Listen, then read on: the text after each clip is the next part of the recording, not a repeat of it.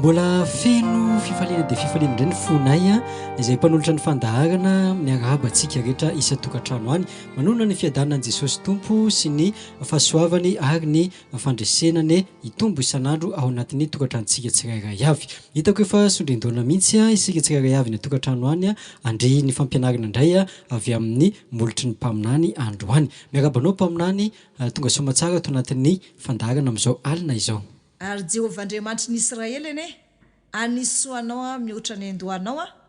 dia ho feno fifaliana sy fahasambarana ny tontolona allanao. Ya zay ihany koa zany isodrananao mba Andriamanitry ny Israely ene anokatra ny saintsika, anokatra ny masom-panantsika, ahalalantsika ny fahamarinana, indrindra fa ny fanantsika izay omen'Andriamanitra hery manokana misy ahafahantsika mandray tsara an'izay fampianarana izay. Minsy manantena zany fa voniny ianao andray ny fampianarana indray amin'ity alina ity dia manantena ny fiarahana aminao zany hatramin'ny farany. Ya, voniny izay andran'izay tsodrano avy amin'ny mpaminany izay mialohany anomboantsika. Ya. Sofina rano zany ny olona mba Andriamanitry ny Israely misy momba azy amin'ny zavatra rehetra ataony anokatra ny fanahany mihitsy dia anokatra ny fony ihany koa, anokatra ny sainy anana fahalalana ary anome azy ihany koa fitadidiana mba ahafahany mandray tsara sady mahatadidy ny zavatra rehetra izay ianarana eto. Isika moa zany journal an'Andriamanitra mbola ao anatiny hoe inona ny atao zany mba ahafahana miditra ny lanitra madio, tsy misy fampentipentenana ao anatin'izay nefa dia misy jingana sy mainsy arahan'ny olona satria tamin'ny maly zao sika dia nianatra manokana ny makasika ny Abrahama be dia be zavatra narasika tamin'ny maly dia hitansika zany i Abrahama razantsika fa naharitra fizahanttoetra. Rehefa naharitra fizahanttoetra izy dia tahin'Andriamanitra amin'ny zavatra rehetra. Ka androany ihany koa dia mbola hiditra makasika an'izay Abrahama zay sika sy ny fomba fampiasan'Andriamanitra ny olona tsirairay avy, zany hoe nalahy zany na vavy dia samy manana anjara eo anatrehan'Andriamanitra amin'ny asan'Andriamanitra ary afaka tahina daholo io nalahy na vavy fa mila ny olona anankiray fotsiny zany mamaly ny anson'Andriamanitra dia ao anatin'izay zany sady tahin'Andriamanitra izy ny andova ny fiainana mandrakizay. Angataka ny iray aman-dreny mpaminany ary hitondram-bavaka an'izao fotoana iarahantsika eto izao. Ya hivavaka isika amin'izao fotoana izao sotra besaka anao Andriamanitra ray tsara indrindra ny amin'ny fitiavanao sy ny faminram-ponao no mbola ahafahanay manao an'izao fandaran'izao satria fantatro fa na ny fofonay na ny fahavelomana, ny hery ary ny tanjaka dia avy aminao. Ary ny fotoana ihany koa na ny andro na ny ora, ny minitra sy ny segondra dia avy aminao avokoa satria fantatro ary tsapako zany fa sy misy zavatra tanteraka raha sy apetraka eo an-tananao satria ianao dia Andriamanitra lehibe ary ianao ihany koa naniraka ny mpanomponao anambara ny fahamarinana amin'ny olona tsirairay avy any an-tokantrano any na dia tsy fantatro azy dia ianao Andriamanitra ny Israely no malazy. Koa ankehitriny raha hivavaka aminao hisaotranao sy anome voninahitra anao noho ny amin'ny nanomezanao fotoana izay ahafahana mampianatra dia mivavaka ihany koa ho an'ny olona tsirairay avy izay andrehan'izao fampianaran'izao mba ho tafalasaka ao anatin'ny laliny fony mihitsy izao fampianarana izao, hitondra hery lehibe ho an'ny fanahany ary hitondra fahombiazana lehibe mba ho voninahitra ny narinao reriany. Minsy manantena Andriamanitra ray fa maro indray ny olona vonjenao ao anatin'izao fampianaran'izao ary ny teny ihany koa dia ako ho isy hery ny fanahy masina ka empita any amin'ny olona tsirairay avy ary anafaka ny olona amin'ny ota, anafaka ny olona amin'ny aretina, anafaka ny olona anatin'ny fahazaran-drasy ary anafaka ny olona amin'ny vavaka mpahazarana fa hitondra ny olona kosa hivoaka ao anatin'ny fahoriana ary tahaka nanafahanao ny zanak'Israely avy tany amin'ny tany Egipta ka nanokatra ny ranomasina mena ianao amonjena azy dia tahaka an'izany ihany koa ataonao an'ny olona rehetra izay mandretsy fampianarantsika ho afaka ao anatin'ny fahoriana rehetra izy ary ho tononoko eo anatrehanao ho an'ny olona rehetra hoe ny Egiptiana izay hitan'izy ireo anio tsy ho hitantsony mandrakizay amin'ny alalany tsy fampianarantsika no andraisany hery ho afahany anafaka azy eo anaty izay fahoriana izay amin'ny anaran'i Jesosy Tompo anaovako izany vavaka izany. Amen. Amen. Iany ary isokana be dia be ny mpaminany izay tolombavaka mahafinaritra dia mahafinaritra be izay. Avy hatrany dia hoso anatin'ny fandarina ary isika dia omentsika azy avy hatrany ny fitondrana ny fanazavana toy ny omaly araka ny fanolazainy teo ihany. Ya, ny tiako ampianarina indray zany androany dia zany hoe samy manana ny fomba fampiasan'Andriamanitra azy zany ny mpanompo tsiraray avy. Samy manana ny azy mihitsy zany ny fomba fampiasan'Andriamanitra ny mpanompony na lahy na vavy. Ny olona anankiray zany rehefa tian'Andriamanitra ampiasaina dia misy ny olona antsoin'Andriamanitra mihitsy dia miala amin'ny taniny ary andeha amin'izay toerana tsy fantany akory. Misy kosa nefa ny olona isehoana anjely ary izany zavatra zany dia mbola tanteraka ankehitriny satria Jesosy Kristy Tompo dia tsy miova ho maly sy anio ary mandrakizay. Rehefa nahay ny antso mpanompony hatramin'izay izy dia hainy zany hatramin'izao. Ary mbola hain'Andriamanitra naniraka ny anjeliny ho amin'ny olona anankiray izay tena nanany programa dia mbola vitan'Andriamanitra zany amin'izao. Ka hoy ao amintsika hoe samy manana ny azy mihitsy zany ny fomba fampiasan'Andriamanitra ny mpanompony na lahy na vavy. Ka ny androany zany dia anazavan'izay amin'ny olona tsiraray avy sady miompana be anatin'ny fampaherezana ihany moa zany ny fampianarako androany nefa somary miditra lalindalina ihany koa. Horaisika aloha zany amin'ny Genesis 2:12 dia mangataka anao zany amaky any izay teny izay zany amin'ny Genesis 2:12 satria isika moa zany mbola mianatra ao amin'ny Abrahama ihany dia ovakinsika izay teny zany amin'izao fotoana izao. Genesis 2:12 ny sokamandro ambony dia vaky toy izao hoe ny antsoin'Andriamanitra any Abrahama sy ny vahiny anany tany Kanana sy Egypta. Menaran'i Jesosy ary hoy Jehovah tamin'ny Abrahama mandehana miala amin'ny taninao sy ny havanao ary ny tranony irainao ankany amin'ny tany izay asehoko anao dia ahatonga anao firenena lehibe aho sady hitay anao sy alehibe ny anaranao ary ho fitahiana tokoa ianao ary hitay izay manisy soa anao aho fa anozona izay manozona anao ary aminao no hitahina ny firenena rehetra ambonin'ny tany. Dia nandeha Abrahama araka izay efa nolazain'i Jehovah taminy ary Lota koa mba niaraka taminy ary efa 570 taona Abrahama raha niala tao Harana izy. Ary Abrahama nitondra ny Sarai vadiny sy Lota zanatra lainy mba amin'ny fananan'izy rehetra izay efa nohariny sy ny olona izay efa azony tao Harana. Dia niainga izy ireo ankany amin'ny tany Kanana ka tonga tany amin'ny tany Kanana izy. Ary Abrahama dia nitetin'ny tany hatrany Sekema dia tao ankazo toera-bitany More ary ny Kananita no tompo tany fa izay. Ary Jehovah niseho tamin'ny Abrahama ka nanao hoe ny taranakao no omeko ity tany ity. Dia nanorina alitara teo izy ho an'i Jehovah izay niseho taminy. Ary nifindra niala teo izy ankany amin'ny tendrombohitra atsinanan'ny Betela ka nanorina ny lainy teo anelanelan'ny Betela tao andrefany sy Ai tao atsinanany. Dia nanorina alitara teo koa ho an'i Jehovah izy ka niantso ny anaran'i Jehovah. Ary nifindra Abrahama ka nandroso ny andalana ho any amin'ny tany atsimo. Ary nisy mosary teo amin'ny tany ary Abrahama dia nidina nakany Egypta ivahiny any. Ya. Amen. Ya. Araka an'izay voalaza zay moa zany ny makasika ny Abrahama zany. I Abrahama aloha zany no jerevansika androany. I Abrahama aloha zany jerentsika. Zany hoe tao amin'ny Abrahama zany no nametrahan'Andriamanitra fampianarana lehibe ho an'ny mpanompon'Andriamanitra rehetra. Misy fampianarana lehibe misy zany nataon'Andriamanitra tamin'ny Abrahama ho fampianarana ho ansika zany. Fa ny olona iray zany izay tena tian'Andriamanitra dia sy maintsy miala amin'izay rehetra manakana ny tanjon'Andriamanitra eo amin'ny fiainany. Raha jerena zany Abrahama dia Andriamanitra mihitsy ny teny hoe miala ianao amin'ny taninao sy ny havanao.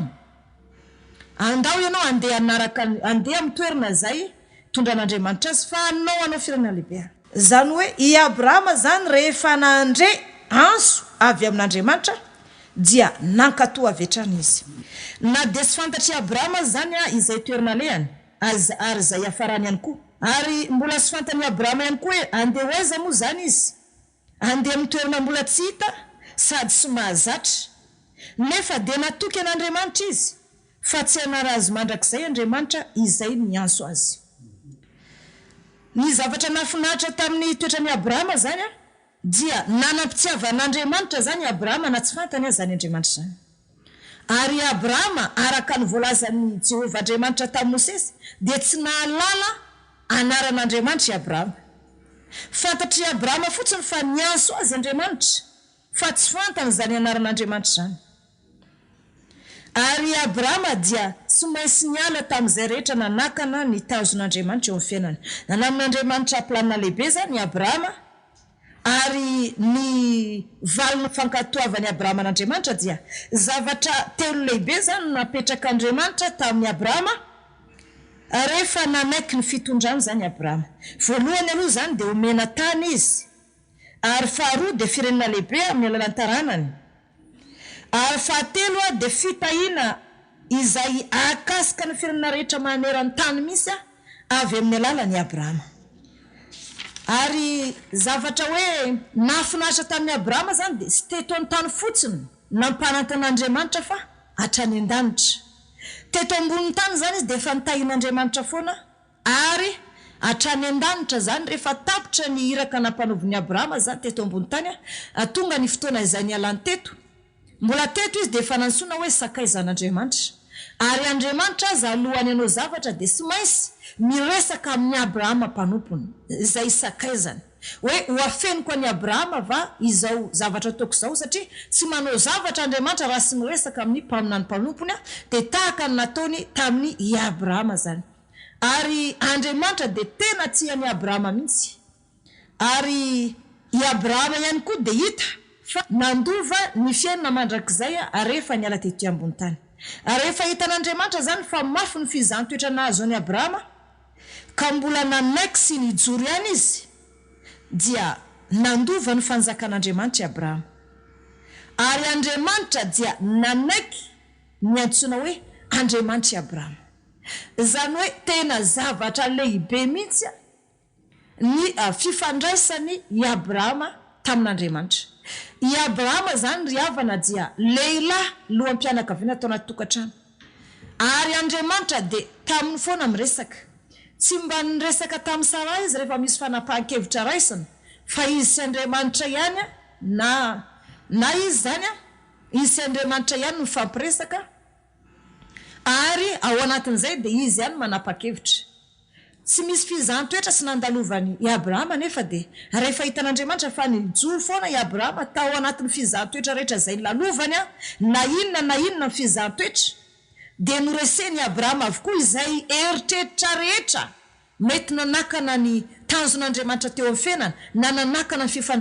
fifandraisan'ny Abrahama tamin'Andriamanitra, na inona misy zany mety hoe nanakana ny fifandraisan'ny Abrahama tamin'Andriamanitra. Dia tao anatin'izay zany i Abrahama niala, niezaka foana zany i Abrahama niala tao anatin'izay rehefa hitany hoe zao zany mety manakana ananzy amin'ny fanompon'Andriamanitra. Ary Andriamanitra arakaraka ny nanekeny Abrahama azy vao maiky Abrahama no zahany toetra mafy. Ary rehefa hitany fa nanzahana toetra azy Abrahama dia nijoro foana. Taty aoriana amin'izay Andriamanitra dia nantsoina hoe Andriamanitra Abrahama. Ary sy teto ambony tany foana ny fandraisan'Andriamanitra tamin'ny Abrahama, fa rehefa niala tety ambony tany Abrahama dia nandova ny fiainana mandrakizay. Ary Andriamanitra dia manaiky ny antsoina hoe Andriamanitra i Abrahama. Andriamanitra zany dia manaiky mihitsy antsoina hoe Andriamanitra i Abrahama. Hozerevansika moa ny tantaran'i Abrahama rehefa tonga any an-danitra ao amin'ny Luka 2:20 andiny 2:20 ka hatramin'ny 2:30. Ya, vakina ny teny amin'ny anaran'i Jesosy andininy 2:20 amin'ny 2:20. Ary maty ilay malahelo dia nentiny anjely ho an'ny antratrany Abrahama. Ary maty koa ilay manan-karena dia nalevina. Ary nijaly tao amin'ny fiaina tsy hita izy, ka ny andrandra dia nahitany Abrahama teny lavitreny sy Lazarosy teo antratrany. Ary izy niantsoka nanao hoe, ry Abrahama raiko, mamindrafo amiko, ka irao Lazarosy mba anoboka ny tendrony ratsan-tanany amin'ny rano mba ampangatsiaka ny lelako. Fa fadiranovanao eto anatin'ity lelafo ity. Fa hoy Abrahama, anaka, tsaro fa ianao efa nahazo ny zavatsoanao tamin'ny andro ny ainanao, ary Lazarosy kosa ny zavadratsy, fa ankehitriny izy no ampifaliana aty, ary ianao kosa no fadiranovana. Ary mihoatra noho izany rehetra izany, misy tevina makadiry ajadona eo anelanelantsika mba tsy ho afamita ankeny aminareo izay te hialy ety ary tsy ho afamita ankety aminay izay eny aminareo dia hoy izy mangataka aminao ary aho ry raiko mba irao lazarosy ankany amin'ny tranony raiko fa manana rahalay 5 aho mba ilaza tsara aminy fandrao mba ho tonga aty amin'ity fijaliana ity koa izy fa hoy Abrahama taminy manana ny Mosesy sy Mpaminany izy aoka hiaino ireo izy fa hoy kosa izy tsia ry Abrahama raiko fa raha misy miala amin'ny maty makany aminy dia ibebaka izy fa hoy Abrahama taminy raha tsy meno ny Mosesy sy ny Mpaminany izy dia tsy atino izy na dia misy mitsangana maty aza. Amen. Lioka toko fa 7:20 andiny fa 7:20 fotsiny andininy fa 7:20 vakina ny teny amin'ny anaran'i Jesosy any no isy ny fitomaniana sy ny fikotroha nify raha mahita ny Abrahama sy Isaka sy Jakoba ary ny Mpaminany rehetra eo amin'ny fanjakan'Andriamanitra ianareo. Fa ny teny anareo kosa dia voaroka any ivelany. Amen. Zany hoe hita zany fa amin'ny fanjakan'Andriamanitra zany no misy any i Abrahama, Isaka sy Jakoba. Matetika miverimberina foana jonona ny hoe resaka hoe Mpaminany. Ijerako somary lalindalina zany rehefa fa ny tsiko lazaina aloha zany de hoe avy tamin'ny fijoroan'ny Abrahama, zany hoe nazavaiko tamin'ny malo hoe rehefa nanota ny olona tamin'ny Adama sy Eva de tao anatin'izay tafalasaka indray tao anatin'ny fahotana indray zany ny olona de Kaina indray namono ny Abela ary taty amin'ny andron'ny Seta indray zany hoe rehefa nijoro zany Abela olo marina de nyvonoany Kaina zanak'ilay ratsy dia taty amin'ny andron'ny Seta indray zany no nanomboka indray de naringan'Andriamanitra indray ny olona rehetra dia inoavaly mianaka ihany sisa tao anatin'izay nefa zay zany fanavozana voalohany de ny amin'ny noavaly mianaka tao amin'ny andro Noa indray nefa zany rehefa nanana zafy kely Noa dia nanomboka tao amin'ny Kanana indray ny fanomposampy ary nisangana indray zany i Babela tamin'ny andron'ny Nimroda de nanomboka tamin'ny fivavahana masoandro ny Asera, ny Astarta, ny kintana sy ny volana. Nivavaka tamin'ny zavaboary Andriamanitra sy izy indray zany ny olona. Eny fa nahitera rainy i Abrahama aza dia samy nanompo sampy daholo ary nanomboka teo indray zany tapitra nanompo sampy daholo indray zany ny olona. Ny anso indray nefa zany Andriamanitra taranaka voafidy dia sy iza zany fa i Abrahama. Ary teo ihany zany reto kananita reto tamin'ny andron'ny Abrahama fa mbola sy naringan'Andriamanitra fa tamin'ny Abrahama kosa zany ansoina izay taranaka fijin'Andriamanitra. Ary Andriamanitra de nampanantenany Abrahama tany fitahiana avy amin'ny taranany ary pakatra any amin'ny farany tany izany fitahiana ho azon'ny Abrahama zany. Ary rehefa nandeha tamin'ny fahamarinany Abrahama de nizahan'Andriamanitra toetra amin'ny farany izay ho mafy fa na inona mety nanakana ny tanjon'Andriamanitra tamin'ny Abrahama de nilavin'ny Abrahama zany. Ary tatsy aoriana de tamin'ny taranak'i Abrahama zany nantsona ny firenena fanjakam-pisorona sy firenena masina ary izay manisy soa ny taranak'i Abrahama dia tahina fa izay manozona kosa dia voaozona avy hatrany. Ary avy amin'ny taranak'i Abrahama zany tahina ny firenena rehetra ambony tany. Ary ny Jiosy na ny zanak'Israely zany dia ansona hoe taranak'i Abrahama. Ary Andriamanitra dia nanaiky ansona hoe Andriamanitra Abrahama izany hoe reharehan'Andriamanitra mihitsy zany Jona zany hoe Andriamanitra Abrahama zany engane mba ireharehan'Andriamanitra koa zany hoe Andriamanitra Jona zany izy ireharehan'Andriamanitra mihitsy zany hoe Andriamanitra Abrahama izy kanefa na izany raha zany ny zavatra nisy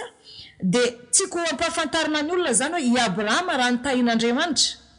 de zao nanaiky ny anson'Andriamanitra izy aloha andeha amin'ny toerana zay mbola tsy hitany sady sy fantany sy nahazatra azy namaly ny anso izy ary mino n'Andriamanitra izy fa Andriamanitra misy no nandresy lahatra azy naingana azy avy tao amin'ny trano ray aman-dreny ary tao anatin'izany Abrahama de nanao dingana mihitsy andeha amin'izay toerana mbola tsy fantatra fa fonoan'Andriamanitra fotsiny. Ary raha miala teto Abrahama araka ny voalazantsika teo na famakiana ny teny teo dia nandova ny fiainana mandrakizay. Kanefa sy Abrahama ihany no tongavany zany zavatra zany Jona fa satria Abrahama lehilahy izay nantsoan'Andriamanitra. Ny zavatra anankiroa zany eto izay ampahafantariko ny olona hoe i Abrahama de nantsoan'Andriamanitra fa misy vehivavy kosa nefa vehivavy anankiray de sy iza zany fa irota irota zany de vakisika moa aloha ao amin'ny rota toko voalohany anjininy fahenina ambe folo zany ozereva sika ny tantarana vehivavy anankiray sy ny herimpony fizahn-toetra nahazo azy sy ny valiny naneky an'Andriamanitra hatramin'ny farany. Rota toko voaloha andininy fa enina ambin'ny folo. Fa hoy rota aza maniray andahoanao sy hiala amin'ny fanarananao, fa izay alehanao no alehako ary izay itoeranao no itoerako, ny firenenao no fireneko ary ny Andriamanitra ao no Andriamanitra. Amen. Ya irota zany dia vinanto vaviny Nomi, vehivavy Moabita ity rota ity. I Moaba moa zany de fantasika fa zanaky Lota tamin'ny zanany vavy matoa. Zany hoe zanaky fijangajangany i Moaba ary zanaka tamin'ny olopady. Zany hoe i Lota sy ny zanany vavy matoa zany no ny ray matory de bevoka ilay zanany vavy matoa dia niteraka any Moaba zany. Aleo vakina amin'olona ihany ny teny ao amin'ny Genesis toko 7:10 andininy fahenina amby telopolo ka hatramin'ny fafito amby telopolo. Genesis toko fa 7:10 andininy fahenina amby telopolo ka hatramin'ny fafito amby telopolo. Ya, vakina ny teny amin'ny anaran'i Jesosy dia samy nanananaka tamin'indrainy ny zanaky Lota roa vavy, dia niteraka zazalahy ny vavy matoa ka ny anarany nataony hoe Moab. Izy no rain'ny Moabita mandrakandroany. Amen. Zany hoe i Moaba zany de fantasika fa zanaky Lota tamin'ny zanany vavy matoa araka ny voalaza teo zanaky fijangajangany i Moaba ary zanaka tamin'ny olopady satria i Lota sy ny zanany vavy matoa no niaraka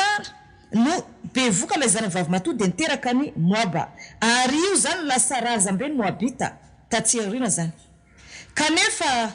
na izany zany toerana nisy amin'ny rota dia niezaka miala tamin'ny taniny ihany koa zany izy andeha hanao dingana hiaraka amin'ny Nomi ho an'ny Betlehema Juda. Raha ny tena marina zany de tena jentilisa zato isanjato ity taranaka jentilisa zany i rota satria vehivavy Moabita izy ary zafy keliny tao anatin'ny taranaka zafy kely zany zafy keliny i Lota sy ny zanany vavy matoa i rota ary zanaka tamin'ny olopady azo lazainany koa zany hoe zazasary zany izy. Kanefa na izany aza de nanaiky zany i rota hiala amin'ny tany miavany fa andeha hanao dingana hiaraka amin'ny Nomi andeha ny Betlehema Juda ilay tanàna feno fahamarinana izay tanàna misy an'Andriamanitra. Ary tao anatin'izay rehefa tonga tany Betlehema Juda izy de mafy ny fizahan-toetra nahazoany rota zany tany satria nitoetra tamina tranobongo izy sy nisy ny sakafo hoanina, misimpona zay saloim-bary lasaka avy amin'ny tanany Pijinja izy ireny zany no angoniny de hoaniny ary isan'andro zany i rota isan'ny maraina de mangataka amin'olona foana hoe mba isimpisimpona zay lasaka avy amin'ny tanimbarinareo satria sisy hoanina de mangataka amin'olona foana de ny olona mba miatra azy de manome mangahazo manome ohatr'izany zany zavatra hoe hoanina tamin'izany fotoana zany. Ary rota dia vehivavy nalaza hoe vehivavy mantra sady fajiranovana. Tao amin'ny rota daholo zany zao fizahan-toetra rehetrarehetra zao ny olona rehetra de malala hoe vinanto vaviny Nomi iny, olona maty vady iny, olona rasy vintany iny, sady jentilisa iny, inona koa moa ny ataon'iny aty zany, vehivavy jentilisa iny, vehivavy ohatr'izao, rariny izy raha misiposipona saloim-bary satria vehivavy jentilisa. Kanefa na de teo aza ny fizahan-toetra rehetra nahazon'ny rota de jerevo tsara fa rehefa nahatra tao anaty fizahan-toetra zany izy dia ahoana ny hafarany nanambady any Boaza i rota ary niteraka any Obeda. Zany hoe i rota nanambady any Boaza de niteraka any Obeda ary Obeda niteraka any Jese ary Jese niteraka any Davida mpanjaka, lasa bebeny Davida mpanjaka zany i rota. Lasa bebeny Davida mpanjaka izy ary rota vehivavy jentilisa rehefa nanaiky nanao dingana niala tamin'ny taniny, niala tamin'ny famposampy, niala tamin'ny sarisarym-pivavahana vavaka mpahazarana fa andehanao dingana ny Betlehema Juda ilay tanàna feno fahamarinana sady misy an'Andriamanitra. na dia tsy fantany azy zay zavatra hiatraminy rehefa tonga ny Betlehema Juda hoe vonon'olona any sao izy sy nijery an'izany fa fantany hoe any misy an'Andriamanitra dia ho any tao anatin'izay rehefa nahatra fizahn-toetra izy ry havana rehefa nanaikina no dingana dia ny zavatra nitranga lasa bebe ny Davida mpanjaka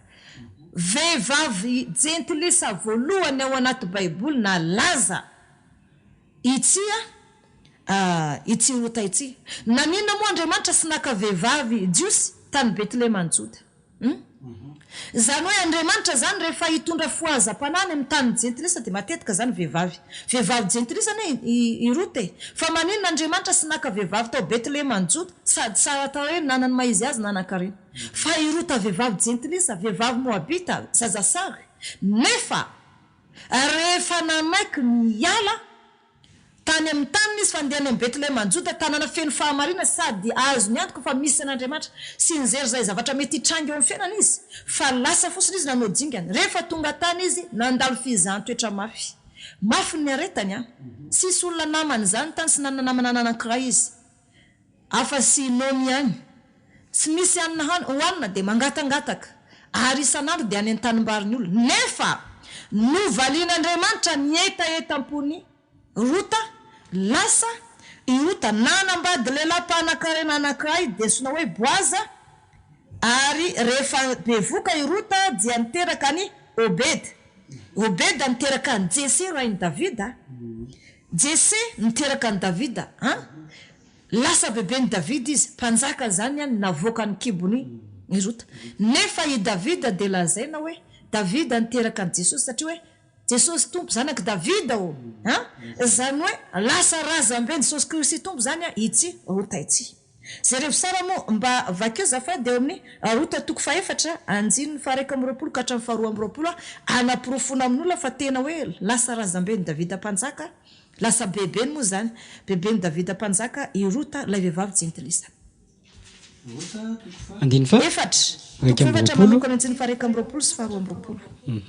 manaraka an' Jesosy ary Salmona niteraka ny Boazy ary Boaza niteraka ny Obeda ary Obeda niteraka ny Jese ary Jese niteraka ny Davida amen dia jerevy sara moa hoe i Abrahama nanaiky ny anson'Andriamanitra dia lasa nanao dingana andeha amin'ny toerana zay sy fantany ary nampananten'Andriamanitra tany izy fitahina ary pakatra any amin'ny farany tany misy ny fitahiny Abrahama dia jerevy tsara mafy ny fizahan-toetra ny Abrahama fa mbola teo ihany Abrahama na dia somary efa nangozozo aza tamin'ny fanterana nanaiky an'Andriamanitra hatramin'ny farafatesany ary tany amin'ny fanjakan'Andriamanitra ny afarany kanefa sy diso anjara tao anatin'izay nefa ilay vehivavy jentilisa anankiray izay nanaiky niala tamin'ny tamin'ny trano rainy tany amin'ny havany tany amin'ny fianakaviana tany amin'ny fireneny fa andehanao dingana ho any Betlehema Juda ilay tanàna feno fahamarinana sady misy an'Andriamanitra mafy ny fizahan-toetra nazo ny Rota tao anatin'izay izany sy mahalala ny fahantrany kanefa rehefa hita n'Andriamanitra fa tsy miala tao anaty fizahan-toetra i Rota fa vao maika na ery tao anatin'izay dia jerevy sara moa ny hafarany lasa bebe ny Davida izy avy tao anatin'ny kibony Rota noho ny voan'ny Davida lasa mpanjaka ny zafikeliny asa raha manjona n'Andriamanitra raha ny tonga mpanjaka malaza tahaka ny Davida ny zavatra mitranga zany tena hoe lasa bebe ny Davida mpanjaka zany izy nefa i Davida no niaviany Jesosy tompo izay nsona hoe koa hoe Jesosy zanaky Davida raha tena marina zany manana ila jentilisa Davida manana ila jentilisa nefa moa i Rota dia nanaiky niala tamin'ny tany niavany nanaiky niala tamin'ny fomba rehetra mihitsy za dia mampahery olona ianao manao vadingana dia fahamarinana fa tsy diso anjara ianao na inona fizahan-toetra mahazo anao amin'izao fotoana izao aza atao sakana fa zany jaona lan'Andriamanitra mino fa ho tonga tahaka zany ny olona raha manaiky ny anao dingana andeha amin'ny fahamarinana hitansika zany fa samy tahina ny taranak'i Abrahama sy taranak'i Rota. I Abrahama moa zany de fantasika fa ny toerana misy anazy de mpanompo sampy ny ray aman-dreny ny terarainy fa nanaiky ny anson'Andriamanitra izy. I Rota kosa dia nanaiky ny ala tamin'ny tany misy fa andeha amin'ny tany misy fahamarina zay misy an'Andriamanitra. Zavatra tena mahafinaritra zany Jaona ary entiko ampaherezana ny olona tsirairay avy. Alohan'ny hijerasika amina fampianarana hafandray ankoatran'izay dia angataka feon-kira kely aloha zany. De tapitra zay de miditra amina fampianarana hafa faharoa indray isika. Eny avy.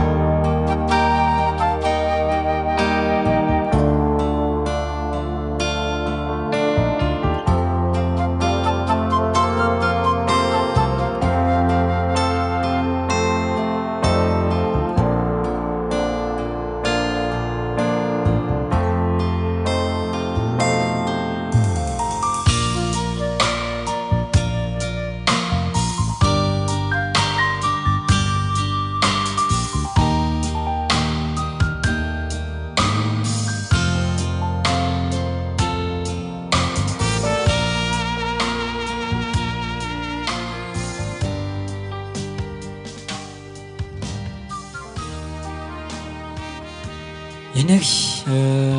nafana dia nafana zay fiandohany zay ary tena lalina dia lalina le fampianarana itoy lalindalina kokoa noho izay indray isika.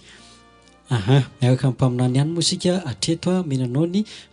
fitenenana mahakasika izay. Teto zany Jaona efa nampianatra ny olona mahakasika ny anson'Andriamanitra zany hoe misy zany olona mahazo ny ositry ny fanamasina. Ary rehefa mahazo ny ositra ny fanamasina ny olona anankiray dia tsy misy zavatra tsy hainy atao fa feno fahombiazana zany fiainan'izany olo zany zany ohatra zany ataonsika hoe ianao zany manana an'izay ositra fanamasina zay de ao anatin'izay zany rehefa omen'Andriamanitra anao zany matoa zany ianao omen'Andriamanitra an'izay zavatra zay de aoka ho fantatrao fa misy iraka lehibe mpanaovin'Andriamanitra anao ary naveriko tamin'iny hoe ireo mpanompon'Andriamanitra lehibe hitanao filompanorona ireny amin'ny asan'Andriamanitra eny dia samy nahazo an'izay ositra avy amin'ny fanamasina zany avokoa. Misy kosa nefa n'izany ny olona manana ositra ohatra hoe ositra manasitrana. Misy zany olona manana an'izay indray zany karazana fanomezam-pahasoavana zany iny fa ilay ositra nomen'Andriamanitra zany de hafa mihitsy. De izy io zany Jaona tiako hazavaina androany alohan'ny hijirana amin'ilay fampianarana faharoa de zao ny zavatra misy somary mamerina ny taloha zany be de be zany ny olona mahatonga fanontaniana amiko hoe ahoana izay ozy izy fa misy ositra zaraina ao am-piangonanay. Tanao le avy any le olona zany ohatrany hoe misy manao koazady any amin'ny collision ohatra de miteny hoe misy fizarana ositra amin'ny fotoana io de le olona zany miteny ahoana zany izahay ny zarana ositra nefa tsy mahomby aby tsy mitombona amin'izy ireo zany lay teny hoe satria manko Davida rehefa avy nosorana de naresiny Goliata de i Saoly ihany koa rehefa avy nosorany Samuela rehefa avy nitady ny boriky ny rainy very izy de tao anatin'izay izy zany de niteny Samuela hoe rehefa tanteraka aminao re zavatra eo ka maminany ianao miaraka amin'ireo mpaminany ireo de ataovy zay ataonao fa momba anao Andriamanitra. Ary rehefa jerena zany rehefa nahazo ny ositra ny fanamasina iny koa Samsona de zay rehefa nampiasain'Andriamanitra izy tsy misy fahavalo majanona manoloana azy na de ny liona tanora mierona aza resiny zany na sy nisy ninina aza teo an-tanany. Jerensika ihany koa Gideona na vita ny sokanjo maratampoka zany Gideona nandrava ny altarany Bala sy ny Asera teo amin'ny tranon'ny rainy ihany teo andoha ampandrina amindoha mandriny ny tranon'ny rainy zany nisy an'izay de ary hatramin'ny omby zany no vonoiny Gideona daholo zany hoe ny olona rehetra zany izay mahazo ny ositra ny fanamasina io zany ka misy zavatra ataony de omban'Andriamanitra izy. Zay revo sara moa Gideona rehefa nantsona fa nanangataka famantarana be de be izy tamin'ny andro sy ny volon'ondry faneken'Andriamanitra satria rehefa mahazo an'io anao zany dia mety daholo ny atao. Dia izay zany mahatonga ny mpanompon'Andriamanitra manangana fiangonana. Ao anatin'izay fananganana fiangonana izay zany dia mahomby zany ilay mpanompon'Andriamanitra. Zavatra mitranga nefa zany dia zao rehefa sy mahavita ny mission anazy iraka ny mpanaovina azy zany ilay mpanompon'Andriamanitra anankiray dia lasa miampita indray ositra io tahaka ny alany zany tamin'ny Saoly ka lasa niampita tany amin'ny Davida. Be dia be amin'olona zany Jaona miteny amiko hoe manahoana zany izay fa izahay ny zarana ositra tany amin'ny collision ozy izy zany hoe anisy croisade angamba nataona mpanompon'Andriamanitra tany izay mpanompon'Andriamanitra sy fantatra dia hoe misy fizarana ositra dia magaga anazy zany inona moa zany ilay ositra zarazaraina. Tsy fantatra zany ositra zarazaraina zany fa ny ositra avy amin'Andriamanitra aloha zany fantatro eto. Ny ositra avy amin'Andriamanitra dia omena ny olona anankiray izay amita iraka ary ny olona izay nomena an'izay amita an'izay iraka izay dia misy zavatra ampanaovin'Andriamanitra azy. Satria nisy vehivavy zany nanatonana omaly dia ozy hoe ahoana ozy izy zany ny amiko fa izahay ozy izy zany nosorana tao anaty fizarana ositra reny. Dia avy rehefa nosorana zany izy dia nizarana menaka fanosorana. Dia io menaka io zany no vadiny zany tia nivavaka dia ny fampianaran'ilay pasteur tao anaty fiangonana hoe rehefa tianao hivavaka vadinao dia sasao sara ny akanjony dia hosorany reto menaka reto. Dia isaky ny andeha hivavaka ianao na andeha hivoaka trano dia hosoro menaka ny andronao. Menaka fanosorana zany io. Kanefa arakaraka ny nanosorany aniny tamin'ny akanjony vadiny hoe tianao resena anatra zany ny vadiny hivavaka vao maika hono ny vadiny nangoronentana dia le lamba nosorana rehetrarehetra nentiny vadiny dia nangoronentana zany ny vadiny dia lasa nandeha nijangajanga tsy niverina tao an-trano so ny valo taona zay. Dia tonga izy zany tsy olona anankiray no tratran'izay fa mety olona 12 eo dia manontany izy inona marina ilay ositra avy amin'Andriamanitra fa ianao izy ny teny hoe ny olona nahazo ositra avy amin'Andriamanitra ohatra ny Saoly, Davida mpanjaka, Gideona, Samsona dia nampiasain'Andriamanitra daholo nefa izahay ozy izy nizarana ositra problema no hitanay fa lasa korontana hatramin'ny tokantrano zany ny vadiny lasa ny sasany ray zany hoe manana trosa dia mitarana amin'ny pasteur dia hosoran'ilay pasteur zany izarana ositra dia avy eo mividy an'ilay menaka fanosorana dia hoe itsy hosory amin'ny volo alohany andeha hivoaka trano nefa arakaraka ny anaovana an'ino zany vao maika mihoana amin'ny tombotrosa foana eny an-dalana. Dia lasa nandehabe zany saiko hoe ngamo misy fizarana ositra zany ary amin'ny fanosorana ao am-piangonana aza zany Jaona dia tsara mpahafantarina ny olona fa no afaka manositra olona mpaminany zany. Mpaminany izy ihany zany izy tena no afaka manositra olona amin'ny jilo menaka oliva na menaka fanosorana. Ohatra manositra olona, ohatra hoe manositra diakona, ohatra hoe manositra mpiandry. Dia mpaminany ihany no manana lalana manositra ohatra zany dia taty amin'ny andron'ny apôstôly zany no nisy olona. Ka tsara mpahafantarina ny olona zany fa ny tena avy amin'Andriamanitra, tena avy amin'Andriamanitra zany dia mpaminany ihany no afaka manositra olona fa sy pasteur na mpisorona fa mpaminany ihany zany no voalazy zay revo sara moa hoe raha ny mpaminany rehetra ao anaty baiboly zao dia ny mpaminany ihany manositra olona ary izay hosoran'ilay mpaminany iny jilo ilo dia mahomby foana izy. Mahomby foana zany izy lay olona sy tonga dia hosorana izay anso avy amin'Andriamanitra izay. Ka zavatra ho zany tafiditra ao anatin'ilay olona raha ohatra zany ka hoe sy mpaminany nanositra anao fa mety pasteur na mpiara-miasa na ohatra zany nanositra anao dia fanahiafa tafiditra ao anatin'ilay olona ary sy misy ositra zarazaraina zany. Sy misy ositra zarazaraina zany hoe ndondray zara ositra ny fitahira. Ohatra ny tsy hitako anaty baiboly zany Jaona za zany teny namaky ny baiboly io misy tamin'ny alina rehefa raha vavy teto va tamin'ny firomaraina zany vao hoe natory namaky baiboly nefa tsy hitako misy zany hoe pasteur nanositra fa mpaminany daholo zany hitako tena hoe nanositra olona ary olona nan'Andriamanitra programa Jehova Andriamanitra no miteny aminy hoe hosory Davida, hosory Isaoly na hosory ilay olona ohatr' zao dia ny mpaminany no iresahan'Andriamanitra mivantana ano manositra olona fa ny ositra zarazaraina zany na hoe menaka fanosorana zarazaraina diso zany fa tsy araky ny soratra masina mihitsy. Kanefa aoka ho fantatra ao izay efa nizarazarana ositra fa hijirana fanahafa amin'izany ianao. Dia raha ohatra zany ianao ka miteny hoe nanosorana anao hoe hosorana fitahiana dia trosany miditra hoe hosorana ianao zany nizarana ositra sy fantako na ositra inona zarana taminao de saovy sara fa ao anatin'izay ianao zany fanahafa no miditra de mila délivrance zay olona zay. Io zany jauna de zao ny kristianina sy ny mpino a de tsy mahalala na inona satria olona mbola tomina izy fa anjaranay mpanompon'Andriamanitra nanson'Andriamanitra no fijin'Andriamanitra manana an'izay ositra fanamasin' zay a nomen'Andriamanitra fahazavana saina sy fahalalana tenin'Andriamanitra zany mampianatra ny olona ary sy mampianatra diso fa fampianarana tenin'Andriamanitra tsy misy kilema. Mandray ny olona zakany zany fahamarinana zany a hiditra ny lanitra izy sy mazaka fahamarina moa izy de mazava ho azy izy fa ikotrony any amin'ny elo ka io zany ny fahamarina ny tenin'Andriamanitra de tsy azo ofenina. Mazaka ianao tsara sy mazaka ianao zay ny marina fa tsy misy olona ankotrana mpaminany izay manositra olona zany fa ny mpaminany ihany no afaka manositra olona.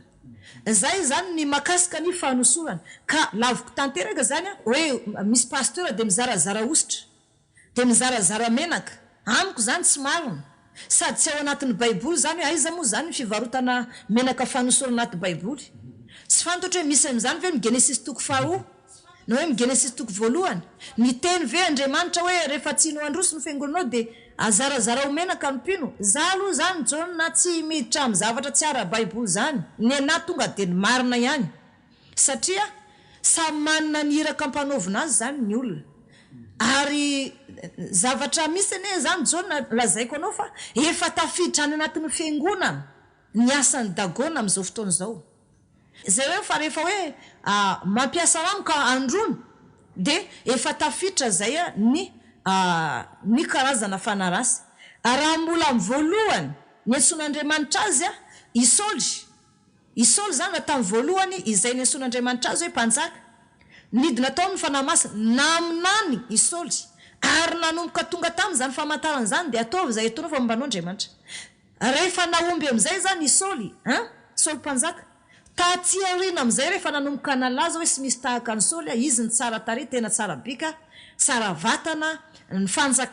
fanjakana malaza izy ihany koa mpanjaka voalohany tao amin'ny tany Israely tsy misy to azy raha mbola lehilahy. Fa rehefa nandroso zany ny fanjakany Saoly dia lasa tsy ny tenin'ny Jehova intsony Isaoly ary tao anatin'izay dia ny zavatra nitranga tamin'ny Saoly zany no heveriny satria teo foana zany Samuel tamin'izany fotoana zany ny heveriny zany fa no ny fankazarany loatra tamin'ilay mpaminany de sy izay zany fa i Samuel mpaminany tsy narano lay afatra tsy narano lay teny any ka tsy nanaraka ny tenin'ny Jehova Andriamanitra tsy nyaino sy nanaraka sy nankatony tenin'ny Jehova Andriamanitra tao anatin'izay dia izay zavatra zay na mbola teo amin'ny fanjakana zany Saoly de efa niala lay ositra ny fanamasina tao anatiny nifindra tany amin'ny Davida. Marina nefa tsara marina hoe Isaoly ane mbola tao amin'ny fanjakana fa Andriamanitra efa naniraka ny mpaminany andeha nositra ny Davida ilainy tadiavana ny Davida tany ampiadrasan'ondry. Kanefa raha efa voaositra i Davida de mbola sy niasa aloha zay zavatra zay fa mbola nitaizana azy teo foana Andriamanitra tao anatin'izay mandrapatonga n'ilay fotoana. Kanefa tao anatin'izay izy nazoto namorokira ny delan'Andriamanitra tany ampiandrasan'ondry ary hitan'Andriamanitra fa tena saro mpiaro tamin'ny ondry nandrasana izy zay Andriamanitra vola nandratra azy. I Davida efa voaositra nefa i Saoly mbola mpanjaka de tahaka an'izany ihany koa zany mahazo mpanompon'Andriamanitra ohatra anay zao jauna ary efa manomboka mandroso am'izay zany ny fiangonana de lasa manomboka tsy mihaino feon'Andriamanitra tahaka ny taloha zany raha mbola vao manangana fiangonana mety daholo zay to satria tao lay anson'Andriamanitra tao lay tanan'Andriamanitra tao lay ositra ny fanamasina de manomboka mandroso ny fiangonana manao délivrance ianao mahafaka devoly sitrana ny marary na olona maty zao aza misangana rehefa atao délivrance amin'ny voalohany iny taty aoriana am'izay zany rehefa mety ny natao nanomboka miakatrakatra am'izay ny tanan'akanjo lay mpanompon'Andriamanitra raha mpanompon'Andriamanitra lehilahy izy zany de nanao semizy lavatanana taloha hoe lobaka lavatanana de pataloha de manao fehikibo tsara de taty aoriana am'izay izy lasa miakatra aty amin'ny kiony aty am'izay zany ny tanany lobaka anazy tanany semiziny zany de manomboka angeza am'izay kibony de efa sy misy ceinture son zany fa sisy fehikibo fa manomboka miakatrakatra ny kibony izahay vehivavy ndray rehefa manomboka mandroso ny asa raha nanao roby atreo amin'ny kitrokely zany ny alavan'ny roby ka hatraty amin'ny kion-tanana aty zany atriaty amin'ny tanana zany ny alavany tanana akanjo dia ny saron-doha fa rehefa manomboka mandroso ny fiangona satria zay rehetra atao dia mety daholo dia manomboka zany miakatra aty amin'ny kion tanana aty zany ny tanana roby dia manomboka miakatra aty amin'ny lohalika zany ny alavan'ilay roby fa adino ilay robiny rehefa tamin'ny tany feno fahamasinana taloha eo amin'izay zany no mahatonga an'ilay olona ao anatin'ny fiangonana potsika tanteraka ny fiainan'ilay olona arakaraka ny vavahany potsika ny fiainany efa sy fizantoetra intsony zany no mahazo ny olona satria ny olo mandeha mifahamarinana no zahana Andriamanitra toetra hoe mbola vonina andeha mifahamarinana ve io sasy andeha mifahamarinana tahaka ny Abrahama, i Joba ary i Rota. Olona mandeha mifahamarinana zahana Andriamanitra toetra fa rehefa mbola mijoro lasa razambeny Davida i Rota. Ary tamin'ny taranaki Abrahama tahina ny ferina rehetra tambony tany. Olona mandeha mifahamarinana zay mandeha mifahamarinana mankatoan'Andriamanitra fa sy hoe akory efa niala tamin'ny fahamasinana efa ela ohatra zany hoe ity fiangonana kristiana miaravavaka ity zany ohatra ataoko ohatra amin'ny tena koa mba sy ilazany olona hoe iza ndray no teneniko eto fa ataoko ohatra amin'ny tenako zany hoe za zany mbola kely ny fiangonana dia mafy aloha zany ny ady dia ao anatin'izay zany anson'Andriamanitra dia mahazo n'ilay osy fanamasina dia miroborobo be zany fiangonana dia rehefa miroborobo be amin'izay zany fiangonana dia manomboka miakatra aty amin'ny lohalika ny roboko zany mety mampome anao zao miatritra zany hoe za manao roby atreto amin'ny lohalika mety sy atretreo zany dia lasa aty amin'ny kihotanana amin'izay zany dia lasa miala ny saron-doha asa raha manahoana ny poziko amin'izany fotoana zany hoe sy manao saron-doha dia raha ohatra ve zany John na misy an'izany atao am-piangonantsika sy tonga saina ve ianao lay nahitana masina be taloha tamin'ny 20 taona lasa iny mahita an'asy izy fahamasinana ankehitriny dia sy tonga saina ve ianao nefa nomen'Andriamanitra tombonandro ianao zay mbola ahafahanao miova lalana raha sanatria zay ny zavatra misy aminao ahoana ny eritreritro amin'izany fotoana zany mandeha ihany ny sainao hoe fa inona ny antony nampiova tampoka ny fahamasinany dia ianao ve zany mbola ijoro ivavakato ihany amin'izany fotoana zany raha sendra mahita an'izay zavatra zay ahoana ny eritreritro ao dia raha mandalo ady amin'izay ianao dia lazainao ve fizantoetra amin'Andriamanitra no mahazo anao sa manahoana zany mihitsy ny olana misy amin'izao fotoana izao ary entiko namafisina kely an'ilay resaka ositra teo hoe ny mpaminany ihany no afaka manositra le izy tsy vitany hoe ny mpaminany ihany no manositra fa Andriamanitra mihitsy no mifidy an'ilay olona aloha izy no misafidy hoe ianona na ianona no hosorana dia amin'ny alalan'ny mpaminany no anosorany azy satria ohatra ny tamin'ny Samuela manko zao rehefa nitady an'ny Davida izy teo daholo ny rahalahany rehetrarehetra ary mino fa tena samy naniry ho voaositra daholo ireo rahalahany Davida ireo fa maninona ny Davida avy any an-tsaha indray no nandrasana satria inona iny araka ny fon'Andriamanitra zany hoe le ositra zany tsy hoe zavatra zarazaraina fotsiny tsy hoe ohatry ny voankazo hoe alaina dia zarazaraina amin'olona fa Andriamanitra le tompon'ilay izy mihitsy araka le fanazavanao manko dia hoe fanahy petraka le izy ilay Andriamanitra tompon'ilay fanahy mihitsy zany no misafidy hoe iza ny olona mendrika omena an'ilay fanahy zay zany no tena manamafy an'ilay hoe tsy ny olona zay te ho voaositra akory no voaositra fa izay tian'Andriamanitra ametrahana an'ilay ositra mamita an'ilay iraka ampanaoviny azy dia raha ohatra ihany koa zany ka za zany filompanorona ilay fiangonana kristiana miaravavaka dia nao indray zany ny filompanorana n'ilay hoe fiangonana foazapana paradisy dia za zany tsy azo zany hoe mifady zany dia zao hoe za mba hosory hoe za moa zany mpaminany dia hoe mba hosory indray za mba ho pasteur dia avy amin'izay zany ny mpino ny apôstôly andeha hanositra ana nefa mbola zaza no niteraka azy ara-panahy ary ny fanahy ao anatin'ny mpino dia ny fanahy ao anatin'ny lay niteraka azy ihany satria i Mosesy rehefa nanana lolona 70 dia hoy Andriamanitra eto mivaravarany tranon'ilay fiona ary Mosesy reo lolona 70 reo fa za hanositra azy zany hoe rehefa teo zany dia midina tamin'ny alalan'ny raon'Andriamanitra dia inona amin'izay no nataon'Andriamanitra tsy nanome fanahy masina vaovao an'ireto olona reto izy fa fanay avy tao amin'ny Mosesy ilay filompanorona ny fiangonan'ny Israely ihany ilay tompony fanaovanjiro ilay fiangonana no nalaina ilay fanahy tao amin'ny Mosesy ny zarazalaina tamin'ireto ary tamin'izany fotoana izany dia naminany izy dia mampatsiaro tamin'ny andron'ny apôstôly. Ny apôstôly rehefa nilasaka tamin'ny fanahy masina dia indray mandeha ihany izy rehefa nazo an'izay ositra ny fanahy masina izay izy dia indray mandeha ihany izy niteny tamin'ny fitem-pirenena rehetra ry zareo dia ozy ny olo sy galiana va ireo fa ahoana no ahafahan'izy ireo miteny amin'ny fitenisika izay na lehibe ansika sy ny boredika izay sy nanao an'izany izy fa niteny tamin'ny fitenim-pirenena rehetra dia tao anatin'izay zany gaga ny olo angasy galiana ireo fa ahoana no hitenenan'ireo amin'ny fitenisika izay na lehibe ansika. Tao anatin'izay moa dia 3,000 ny olona resy lahatra natao batisa ary rehefa natao batisa izy dia 3,000 zany nisany vehivavy sy voisa fa ny lehilahy tao anatin'izay 3,000 ary nandeha ny apôstôly nanao fahagagana sy ny zavatra rehetra satria naomby izy fa ny fan'Andriamanitra tao anatiny ka ny tompo zany no mpampianatra ny reto apôstôly reto ny tompo ary ny fanaovanjiro ny filazantsara dia ao amin'ny Kristy tompo nefa talohan'ny tompo efa nisy mpitolo filazantsara dia siza zany fa i Jona mpanao batisa dia ny zavatra misy amin'izay zany i Jona nanambaran'ny tompo fa ny apôstôly nanambarany tompo ihany koa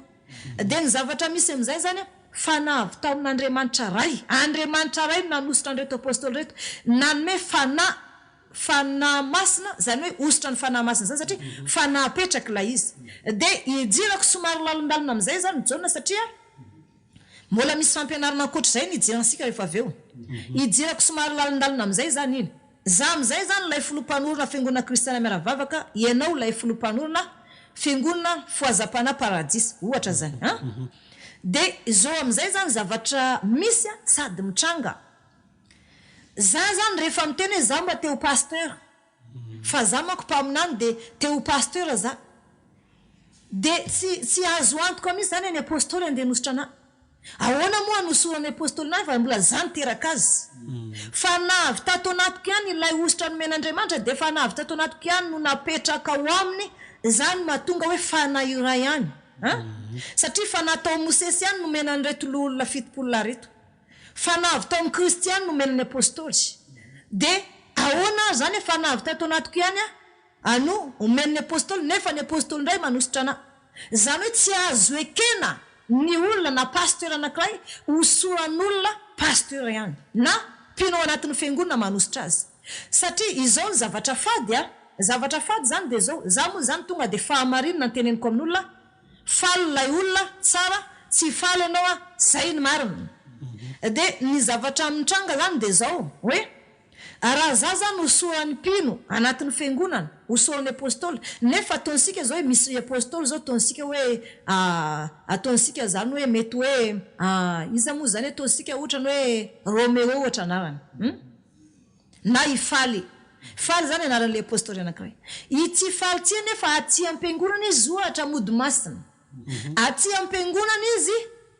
apôstôly nefa any an-tranony izy miady mivadiny nefa za hosorany amin'ny fotoana zany anosorana mpino ana Jona miala ilay ositra Andriamanitra satria tsy tokony olombelona nositra ana fa Andriamanitra ilay ositra nomen'Andriamanitra na tamin'ny voalohany iny tokony tazomiko iny sady ajaiko iny ajaiko amin'ny fahamasinana iny amin'ny fitafy ajaiko amin'ny fahamarinana iny ajaiko amin'ny fomba fitafy iny mba raha hiteraka amin'izay zany za ara-panahy ka misy mpino vaovao teraka ara-panahy amin'izay ilay olona zany io moa zany rehefa vita batisa ilay olona dia teraka na misy mpino vaovao dia teraka ara-panahy izy dia ilay fanany fahamarina ao anatinao ihany no ao anatin'ilay olona ka amin'ny fotoana zany za hosorana apôstôly dia lasa ilay fanan'Andriamanitra ilay nanosoran'Andriamanitra na voalohany iny mihitsy no miala dia lasa lefa na tamin'ireto mpianatra reto mipetraka amiko tsy fantatro raha mazava amin'ny Jona zany fampianarana zany zay aloha mampiala n'ilay ositra voalohany manomboka eo amin'ny fanosorany mpianatra azy ny ilay pasteur iny zany dia mivadika izy mivadika zany izy ary misy zavatra mitranga foana ao anatin'ny fiangonana entiny a satria manomboka miala lay ositra lay fanahy tamin'Andriamanitra lay ositra ny fanamasina voalohany ilay nampahomby azy fa ho manaraka an'izay mampiala ositra ihany koa ny hoe mankany ampitan-dranomasina ianao ohatra ianao zany rehefa gasy dia aoka ianao anonona ny anaran'i Jesosy Kristy hoe amin'ny teny hoe gasy hoe Jesosy tompo zanak'Andriamanitra fa manova délivrance moa ianao gasy ataovy amin'ny anaran'i Yesoa manova an'izany moa efa nisy nanohatra fa tonga dia ny felan'ilay devoly izy hoe setie Madagasikara ny anononanao an'izany dia niazakazaka le olona avy any hoe zaho ozy tany am-piangonana nanao délivrance dia tsy nety niala le devoly fa zany ray ny felahany dia ozy taminy hoe zavatra tadiavina manko ny ianao efa fantatrao fa amin'ny anaranasika gasy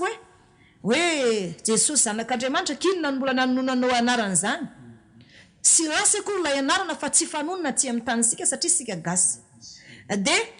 ny manala ositra ihany koa zany ny Jona tiako ampianarana ny olona satria ny tanjona malagasy andovan'ny lanitra dia samy pasteur ny fametra-tanana ohatra zany hoe zaho ndray zany a mandeha ohatra hoe andeha any Mpaminany mpanompon'Andriamanitra ny ampitan-dranomasina zany satria malaza izy dia andeha ho any zany dia rehefa andeha ho any amin'ny mpanompon'Andriamanitra io zany a za na hoe andeha ho any amin'ny mpanompon'Andriamanitra hafa any ampita zany hoe ampiasain'Andriamanitra ohatra na dabonke ya mety efa sy vela sony zany zany mety efa maty mety mbola vela dia andeha ho any za andeha akaositra satria izy ampiasain'Andriamanitra nefa amin'izany fotoana zany a miala amin'izay lay ositra nomen'Andriamanitra na lay ositra ny fanahy masina satria Andriamanitra zany matona metraka n'lay ositra ny fanahy masina taty amiko dia zaho misy ampanoviny an'ilay iraka ampanoviny ana hitondra fiangonana fahamarinana kanefa raha tsy matoko ny fomba an'Andriamanitra anazy ka manana fandraisana any ampita indray zany za ka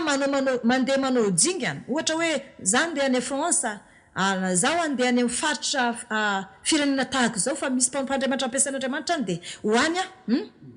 amin'ny fotoana iny mpanompon'Andriamanitra iny mametra tanana amiko nefa ny anaran'ny Andriamanitra anazy hafa miala amin'izay zany lay ositra ty amiko findrany amin'ny olo-kafa dia lay fanan'ilay pasteur tany amin'izay zany no aty amiko nefa lay pasteur mety ny sarabady dia mety nampakatra vehivavy dia iny amin'izay zany lay fanahy fijangajangana iny zay zany tafiditra amiko amin'izay zany iny sanatria zany fa izay efa rakofako amin'ny radisosy fa fampianarana zany ny ataoko dia ilay fanan'Andriamanitra tamin'ny voalohany lay mpanompon'Andriamanitra zany miala dia lay fanan'ny mpanompon'Andriamanitra tany ampita zany iny amin'izay tonga tamin'ilay pasteur dia ilay ositra n'Andriamanitra tamin'ity pasteur ty tamin'ny voalohany ilay nampahomby azy miala iny dia mifindra amin'ny fiangonana anankiray indray mifindra amin'ny olona anankiray dia maniraka an'ilay olona andeha nangana fiangonana vavaka sabata indray zay iny andohany hoe misy aloha fiangonana vavaka sabata dia tsy nahafapo an'Andriamanitra izy miala lay ositra avy tao mety nanana fifandraisana tany ivelany lay mpanompon'Andriamanitra tsy nahafapo an'Andriamanitra satria matoy ianao nantsona tsy amin'ny taniny gasy dia irany ianao andeha monzy ny gasy namanao fa raha ohatra ka misy olona resy lahatra any ivelany izy ny manao dingana ary raha ohatra ka hoe resy lahatra ny olona any ivelany sy lay pasteur filompanorona mihitsy no andeha azakazaka any ampita fa afaka maneraka evangelista izy satria arovana mafy zany ilay fanao anatin'ity filompanorona ity fa raha ilay filompanorona fiangonana ny voafitaka nankany ampitan-dranomasina andray mandeha izy ka voafitaka nanao dingana na sy nisy nametra tanana fa nanao dingana fotsiny nandeha tany amin'ny firenenkafa nitoro filazantsara miala lay ositra satria sy tany na ny ran'Andriamanitra azy fa raha tany na ny ran'Andriamanitra azy teraka tany izy dia nifoazin'Andriamanitra tany fa sy any zany nametra ny anson'Andriamanitra azy dia zay hoe sara fa amin'ny fotoana naovany dingana fotsiny na sy fantany aza dia miala lay ositra avy amin'Andriamanitra miditra amin'izay dagona ary dagona raha miditra fa nany dagona tsy tonga dia miditra mivantana fa miditra tsikelikely miditra tsikelikely ny fomba fijirany miala aloha lay fahamasinan'ilay fiangonana miala lay fahamasinan'ilay pasteur miala lay fahamasinan'ilay mpaminany miala lay fahamasinan'ilay fiangonana ary tafiditra fijerojejony ary matetika zany tonga dia any ampiandraikitra misy aloha zany asiny dagona voalohany rehefa manomboka manao zipo lava zay izy ka misy vaky aty aorina misy dakano izy fitensika malagasy aty aorina zany ka manomboka manao akanjo zipo lava manarabatana izy dia misy dakano zany aty aorina dia lay sarondoa manomboka efa miala taloha izy zany raha ohatra ko hoe mandeha ny andalina misambova tatsy arina izy sy manao an'izay sony iza fanany izy zany tafiditra ao fanany dagona ilay mpanompon'Andriamanitra sy mpanimba fiangonana sady mpanala ositra ny tafiditra itenenako an'izany mba hatonga saina mpanompon'Andriamanitra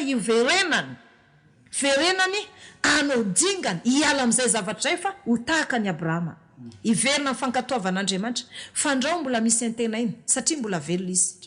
nefa sarotra amin'ilay mpanompon'Andriamanitra anankiray izay efa nitondra ny fiangonany tamin'ny sy fahamasinana amerina ny mpino amin'ny fahamarinana indray sarotra be zany tena sarotra zany hoe ianao ve fa nanao batisa olona tamin'ny tokantranomasy zany dia iverina anao batisa olona amin'ny fahamarinana indray hoe ndao daholo nareo raha fiangonana iverina atao batisa sarotra mpanompon'Andriamanitra zany satria raha misy olona zato dia 50 sisa tavela amin'io nefa aleo raha mahita olona 10 tafiditra ny lanitra toy izay ahita olona 10 nefa very amin'ny elo dia zay ihany koa zany mahatonga n'ilay ositra miala iny ositra iny dia jereo sara manomboka misy fiangonana mivavaka sabata indray mipotra manomboka misy fiangonana sabata indray mivavaka sabata indray mipotra dia mandroso ilay fiangonana dikan'izany efa avy nandroso ty fiangonana ty taloha satria zay rehetra nataony naomby daholo fa ny fitahany devoly izy isika sy hoe koa hoe sy hitovy filazany sarany ampita ry John fa raha misy manafatra any ampita dia missionnaire no nirahana evangeliste no irahana zany hoe zanaka azonao anary-masy faizina izy raha mivadika ary afaka ataon'ilay filompanorona délivrance izy fa sy ilay filompanorona manao dingana satria arovana tahaka ny anak'Andriamaso mihitsy ilay filompanorona ao anatin'ny fiangonana fa io zany dia tahaka ny lehilahy anankiray manao lobaka ary rehefa ilay bokotra akanjo aty ambony zany no mivaralila raha mifamadika zany mibokotra akanjo dia famadika izy rehetra rehefa manao semise moa ianao John dia ataovy mifamadika le aty ambony dia ho hitanao eo hoe mifanaraka tsara ve ny any ambany sa manao any to dia mikorontana manaraka an'iny daholo mikorontana manaraka an'iny daholo dia tahaka an'izany zany ny fiangonana anankiray na mivavaka lady izy na mivavaka zoma na lasinainy na larobia na sabata rehefa nanao dingana nankany ampita-dranomasina izy ilay filompanorona misy dia ako ho fantatra ao fa tsy fanan'Andriamanitra sony entin'iny verina avy any manomboka miala ilay ositra avy amin'Andriamanitra dia mitady olona araka ny fonindray Andriamanitra tahaka ny Davida ametrahany an'ilay ositra dia zao ny zavatra mitranga zany ataonsika oarako amin'ny tenako ilay izy mba hampazavana azy amin'ny olona fa efa nangataka tamin'ny tompo ary efa nivavaka mba sotanteraka amiko zany fa fanoharana no atao fanoharana tahaka ny nataon'ny tompo zany nataoko zany samy nomen'Andriamanitra ositra ny fanamasina sika roa samy nomen'Andriamanitra fanamasina sika roa ositra ny fanamasina dia zao zany zavatra misy samy nanangana fiangonana sika ositra ny fanamasina dia zany efa mbola teo alohanao dia efa ela nanaovako asa dia miroborobo be talohanao satria zany talohanao za zao mety 3 taona nitondra fiangonana dia nenao nefa mbola vao 7 taona sy hitovy misy zany ny firoborobo ny fiangonantsika fa za 3 taona efa niaretana sy mainsy mandroso ianao mbola vao 7 taona mbola andalana ao anatin'ny ady ianao miditra fa 7 taona ianao zany vao afaka tamin'ny fiam-potoana fanompona dia miditra amin'ny taona zina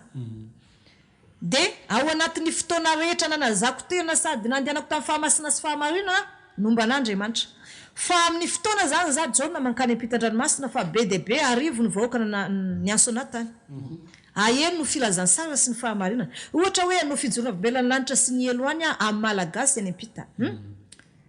zay zany no nanafaran'olona navy taty dia faly moa zany satria miditra miankavana sy miankaviny asan'Andriamanitra nefa fitaka zay zavatra zay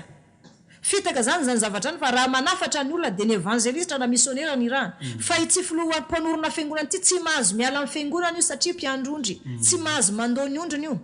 ngamba enao ilay fizorombelana mariny tsy mahazo mandao ny ondriny misy zany ny olona io na manahoana na manahoana fa evangeliste na missionnaire ny tokony irahana fa fotoana izy zany amin'ny fotoana zany anao dingana tany nefa zany etrehitra famonjena fanan'olona natao kay zany fitaka ny devoly nandehanako tany za mbola mahomby ihany aloha raha hitona atsy aoriny kanefa ilay ositra avy tatsy amiko iny zany lasany ampita aminao ianao ilay fitaona mbola nandesy kelikely iny za raha nipinao anaty fiangonanao raha misy zato rehefa ny ampita aminao zany ilay ositra avy tatsy amiko ilay fanan'Andriamanitra avy taty amiko zany hoe ositra ny fanahy masina ny mpitany aminao lasa miroborobo azy ny asanao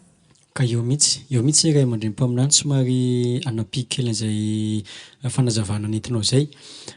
tahaka neny Saul mantsy zao rehefa niala taminy zany ny tanin'Andriamanitra no izy tsy nanaiky an'ilay tenin'Andriamanitra hoe aringany daholo ny Amalekita sy ny momba azy rehetrarehetra mihitsy dia niala taminy amin'izay rehefa fanan'Andriamanitra niezaka ihany izy nitaraina tamin'ny Samuel nangataka mba hiverena ny tanin'Andriamanitra aminy fa tsy niverina tsony dia ohatr'izay zany ilay izy hoe ndray mandeha fotsiny zany vao misy an'izay hoe ositra miala amin'ilay mpanompon'Andriamanitra zay tsy tavaverina tsony mihitsy na dia tena manao farak'izay hainy mihitsy azy izy tsy tavaverina tsony dia rehefa mahita olo hafa amin'izay Andriamanitra avy eo ametrahana ilay fanahiny iny mitondra ilay fiangonana ho tahaka ilay tian'Andriamanitra tongavana dia araka ilay nazavainao teo hoe manomboka miroborobo amin'izay ilay fiangonana zandry ilay fiangonana teo aloha zany dia mankahala amin'izay ilay mpanompon'Andriamanitra teo aloha dia eo amin'izay dia enjehan'ilay mpanompon'Andriamanitra nametran'Andriamanitra an'ilay ositra hoe mangalatra pino izy lazay fa mangalatra pino mangalatra pasteur nefa tsy hoe mangalatra fa Andriamanitra te hamonjy an'ilay fanan'ilay olona teo aloha reo dia napetrany tamin'ity mpanompony vaovao ity zany ilay fanahiny hitondra ilay olona famarinana dia ilay olona reto koa nefa tonga sainany amin'ilay zavamisy ny amin'ilay tsy famarinana teo amin'ilay mpanompon'Andriamanitra lehibe nitondra azy dia nialina izy hoany amin'ilay olona zay fidin'Andriamanitra vaovao dia enjehana fantatra amin'izay ilay olona vaovao ty hoe mangalatra pino iny angamo izy ity nijinoana tany anatin'ny fiangonana hoe ndahoaka ty aminay fa ilay pino eny manapa-kevitra hoe alao zay akarifa ary misy famarinana mety amin'ny ara-pananay ia dia lasadina pasteur nefa jiny io sara fa Isaoly eny tety voafitaka ary ngano ny Amalekita ka ny mpanjaka zany Isaoly zany dia nino fa ny mpanjaka dia olom-bositr'Andriamanitra aoka ho fantantsika ny mpanjaka rehetra zany satria Isaoly avy amin'Andriamanitra ary nosoran'ny Samuel izy dia midina tao amin'ilay ositra ny fanahy masina ary zany ositra ny fanahy masina zany tenenan'ny Samuel taminy rehefa tonga aminao rehefa hamantarandreo ka azonao fanahy masina dia ataovy izay ataonao fa mety daholo izay ataonao mombanao Andriamanitra ary izany zavatra zany tsy niala tao anatin'ny lohan'ny Saoly mpanjaka ka rehefa nahita ny Agaga mpanjaka ny Amalekita izy dia tsy nivonony satria mpanjaka azonao mpanjaka voafitaka ne Saoly sy sitraky ny fony izy Andriamanitra natonga afatra tamin'ny alan'ny mpaminany ary ngano ny Amalekita zavela isiangana kanefa teo amin'izay zany ny Saoly voafitaka izy teo aloha zany ny ondry izay tsara nentiny ataony an'Andriamanitra sy hoe koa ho an'ny Saoly mpanjaka ilay ondry fa ataony ho an'Andriamanitra fitiavana an'Andriamanitra te hanolatra zavatra tsara an'Andriamanitra te hanolatra zavatra tsara dia lasa nitondra ondry matavy ary ny faharoa sapany Saoly mpanjaka hoe ny mpanjaka dia avy amin'Andriamanitra olomba ositra sy isahan'ny Saoly ny amono any Agaga mpanjaka ny Amalekita voafitaka zany Saoly teto fa sy sitrapony ohatra zany hoe afaran'olona any ampita ohatra hoe zazo afaran'olona any Israely hoe mba averenao fahamarinana zay inona ny afatr'Andriamanitra aminao dia avy amin'izay zany za dia andeha ho any Israely tsy tokony ataoko zany fa nizareo avy any maniraka missionnera mankety dia miresaka za maniraka missionnera mankany za nosoran'Andriamanitra tamin'ny ositra ny fanahy masina amonjy ny malagasy fa sy amonjy ny olona mipetraka any amin'ny firenena hafa ka ny filompanorona fiangonana zany sy tokony miala amin'ny fiangonanao satria izy mpiandrondry za zany sy tokony mahatoko mihitsy ny apôstôly fotsiny mitondra fiangonanao zany nametrahan'Andriamanitra an'io dia za mitondra an'io hatramin'ny farany ninino na ady lalovako rehefa i Petera nametrahan'ny tompo hoe Petera ianao ny antsoina hoe Petera ianao ny antsoina hoe Kefasy amin'ity vato iny ahorona ny fiangonana Petera zany lasa vato amin'ity vato iny ahorona ny fiangonana ny vavadin'ny fianasita sy resy azy i Petera raha nisy raha zany niady teo amin'ny Paoly sy Petera dia Barnabasy le zare tonga dia nitorona lalana Mosesy tamin'ny olona tany korontana le olona tany dia reto daholo izy Petera ny tokony hofadiana rehefa mifady an'io dia hosoa zany hoe mifady rasy ny isan-karazany zany hoe sy mahavovonjy le izy fa rehefa mifady an'io izy dia hosoa fa sy mahavovonjy indraindray olona tsy mahita tenin'Andriamanitra dia rehefa miteny zany Petera hoe rehefa mifady andreto izy dia hosoa zany fa sy mahavovonjy fa misy pasteur sasany mampianatra an'io hoe reto fosiny fadiana dia soa zany fa sy mahavovonjy soa fa sy mahavovonjy sy afaka ijerina lanitra ka za zany jaona zany mampiala ny ositra nay filompanorana fiangonana zany a de fandehananao ny firenenkafa ary raha miala io tsy miverina intsony ary isolane sy nandringaniny agagam-panjakany malekitany no izy hoe mpanjaky de hoe olomba ositr'Andriamanitra voaozina zay manendry voaozina zay mikitsika zany olomba ositr'Andriamanitra zany voaozina ka ny olomba ositr'Andriamanitra zany sy ny olona nisorona tamin'ny jilo ilo fa olona nahazo ositra ny fanamasina satria fanan'Andriamanitra ao anatiny ka rehefa miteny rasany io anao de blasfemy eo anatren'Andriamanitra satria matoa lay olona zany nisoron'Andriamanitra sy tompony tena nitsony izy fa efa niala tamin'ny tany niala tamin'ny tanyrazany tramontranon-drainy ohatrany anao zao efa lavitra be any eny toerana ny alako ny tranoray aman-dreniko lasa tsy atanynarivo tondrasan'Andriamanitra de mahatonga na mitondra san'Andriamanitra zany a zany osoron'Andriamanitra manana an'izay a ositr'Andriamanitra zay ositra ny fanamasina amin'ny fotoana amin'izay zany ianao miteny ana manaratsy de blasfeme ianao ary tonga de mandray ozina avy hatrany satria mikitikitika ny olomba ositr'Andriamanitra fa ny olomba ositr'Andriamanitra zany a rehefa tsy mety aminao ny zavatra ataony de mangina ianao mangina fotsiny fa tsy miteniteny anazy mihitsy fa na niala tamin'ny Saoly azy zany ositra ka nifindra tamin'ny Davida i Saoly nanenzika ny Davida araka ny teneny hoe mangalatra pino teto zany sy hoe mangalatra pino fa mangalatra laza sy voninahitra indray zany ny Davida de ny zavatra nitranga tezitra Saoly fa i Davida na lehilahy mahery sy sanany izitra ny tanany tamin'ny Saoly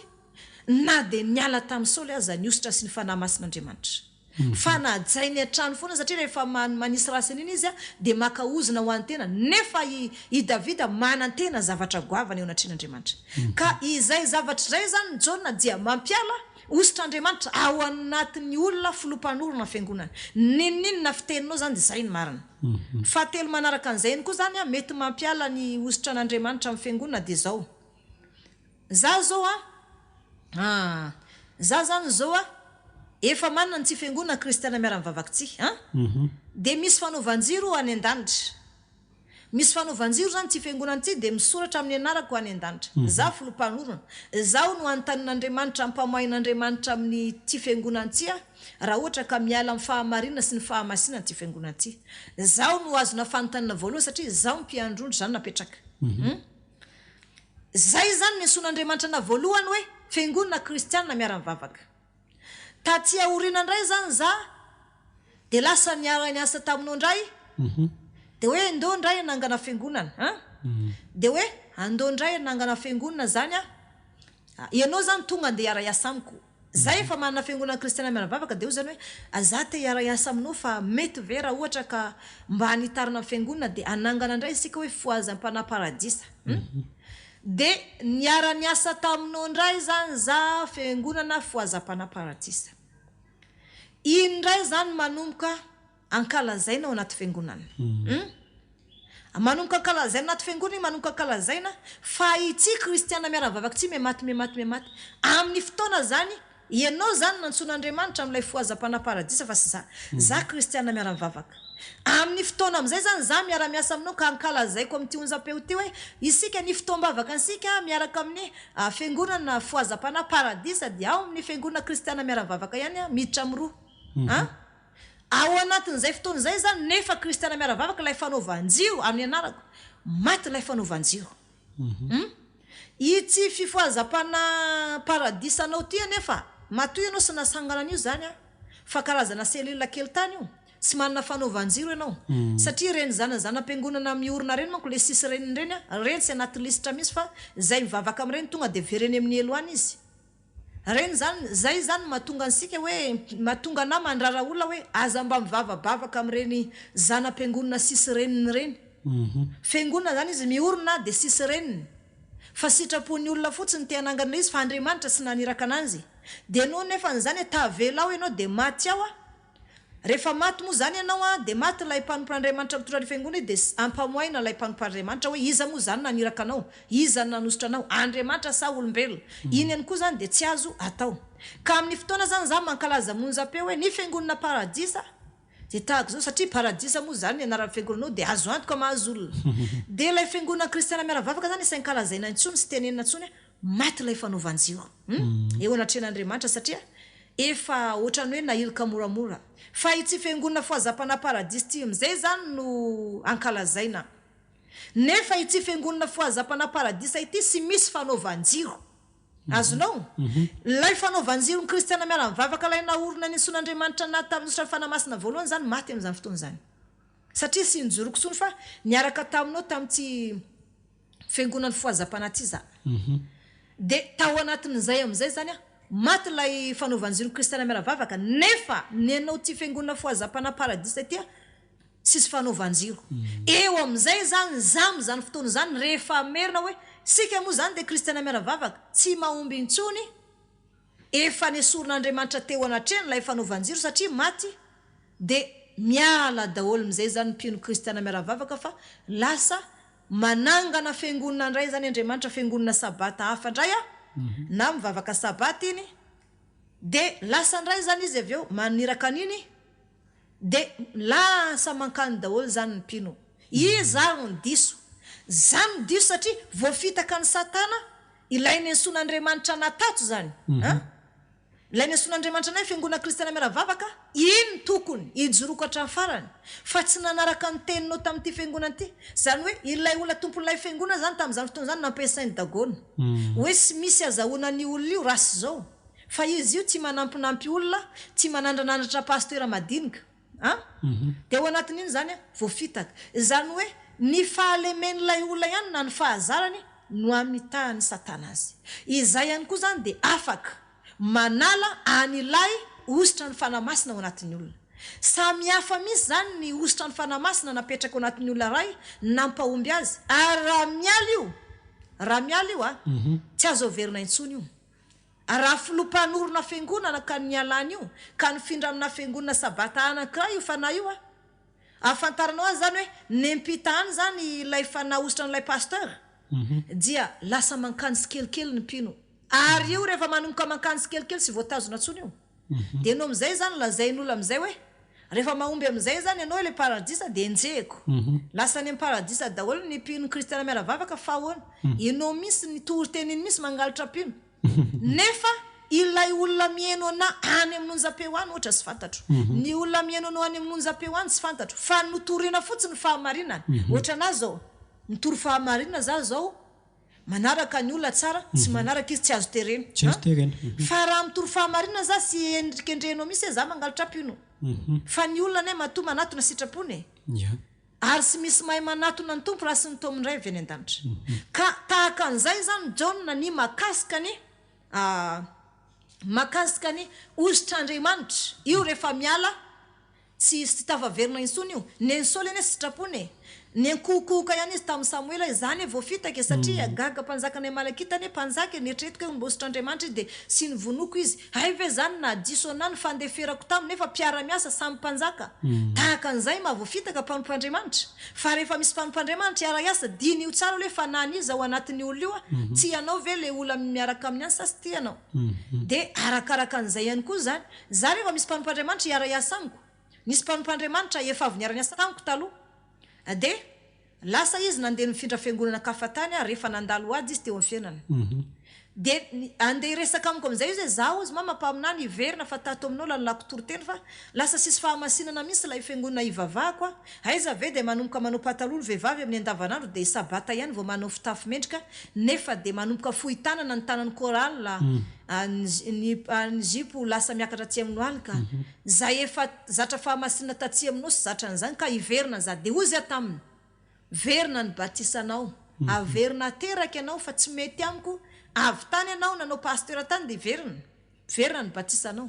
vona ianao niny izy de ozy izy zany sy nanao batisa tany fa taty ianao fa hafa ianao lay mbola hoe fanavy tato anatiko ny fanany fahamarinana napetraka taminao de hafa toy izay ianao efa avy tato nankirindray ianao tamin'ny fiangonana tariny vavaka de nahazo fanahy hafa avy any ianao tonga de iara-iasa amiko fotsiny zay le mahavoafitaka n'ilay mpanompoandriamanitra nylazaiko taminao teo hoe ianao mitondra n'ilay fiangonana foazapana paradisa avy any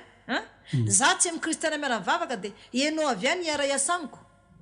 de nefa ilay fiangonanao sisy fanaovanjiro de zay zany mahavoafitaka mpanompoandriamanitra fa rehefa misy mpanompoandriamanitra iara-iasa aminao sy mainsy manaiky atao batisa izy ateraka zay aloha zany fa sy de zay loatra zany jao na ny tiako ampiararina ihany koa sendra lasa zay zavatra zay satria nagagana ihany koa zany natafa